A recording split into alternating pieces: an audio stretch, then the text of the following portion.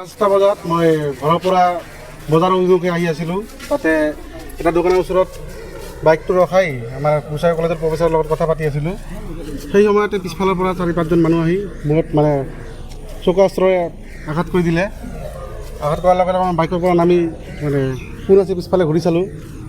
ল'ৰাটো আছিল জ্যোতিষ আৰু দীপক বুলি, মই নামটো জানো। 4-5জন মিলি মোক এটেক কৰি দিলে। মই ডিফেন্স কৰি 5-10 মিনিটমান এনেকৈ গ'ল। তাৰপিছত ইয়াতে ধমকি দি মোক গুচি আহিল। তাৰপিছত পুলিচ আহি মোক কিবা হস্পিটেলত লৈ যাই ৰিকভাৰী কৰি মই মেডিকেলত গ'লোঁ।